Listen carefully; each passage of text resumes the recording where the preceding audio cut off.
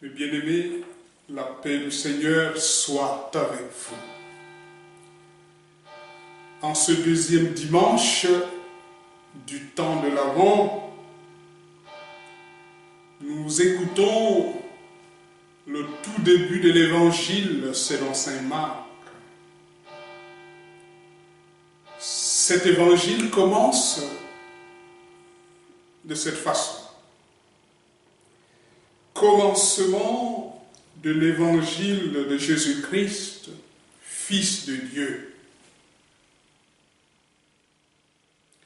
Et ce mot commencement nous rappelle un autre commencement,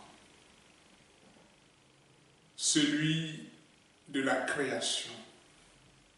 Car dans le livre de la Genèse, il est écrit au tout début, commencement de la création. De cette manière, mes frères et sœurs, saint Marc nous fait un clin d'œil. Il nous dit en réalité qu'avec la venue de Jésus-Christ, c'est d'une nouvelle création qu'il s'agit. Avec Jésus-Christ, c'est un monde nouveau qui fait irruption dans notre monde, un nouveau départ. À nous qui sommes souvent tentés de nous décourager, mes bien-aimés, par les situations qui nous accablent, guettés par la désespérance, on se dit à quoi bon continuer. Le temps de l'Avent nous est donné, mes bien-aimés, pour nous dire qu'avec Dieu, tout est possible.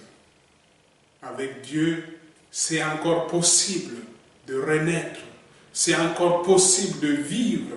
C'est encore possible de s'ouvrir à l'espérance, de s'ouvrir à l'amour, de s'ouvrir à la paix que Dieu donne. Car ce commencement, mes bien-aimés, c'est une bonne nouvelle. Car dans l'évangile de Marc, on dit commencement de l'évangile. Et évangile, c'est un mot grec qui se traduit en français bonne nouvelle. Et la grande bonne nouvelle pour les chrétiens n'est autre chose que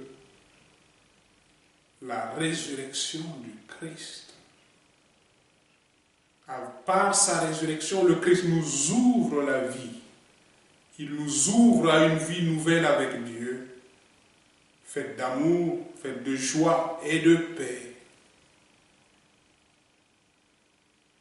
Car celui qui va naître, celui dont nous préparons la fête de Noël, est celui qui a vaincu la mort.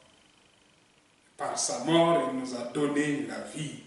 C'est lui dont nous allons fêter et le prince de la paix. Voilà, le Seigneur prépare des cadeaux pour nous, des gros paquets pour Noël. Il veut régénérer notre vie. Il veut nous donner un élan nouveau. Il veut nous donner la paix, la joie, l'harmonie dans notre vie. Ouvrons les portes de notre cœur à l'Emmanuel qui vient dans notre vie. Et cette attente du Seigneur, ça se prépare, mes frères et sœurs. Et c'est pourquoi Jean-Baptiste a eu cette grâce de nous appeler à la conversion. Quand nous écoutons dans l'Évangile, une voix crie dans le désert, préparez le chemin du Seigneur, rendez droit ses sentiers. Voilà. Préparer le chemin du Seigneur, c'est la conversion du cœur. Revenir à Dieu dans le sacrement de la réconciliation, mes bien-aimés. Prendre plus du temps pour la prière en profondeur. Prendre plus du temps pour méditer et prier la parole de Dieu.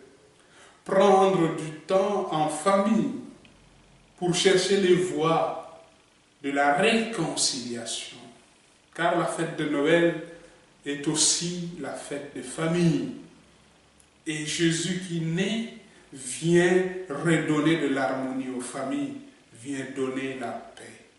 Osons en ce moment tendre la main à nos frères et sœurs pour retrouver l'harmonie familiale, l'harmonie communautaire. Se préparer à Noël, c'est ouvrir aussi la porte de notre cœur aux pauvres, c'est ouvrir aussi la porte de nos maisons aux pauvres, car beaucoup vont peut-être fêter Noël dans la solitude.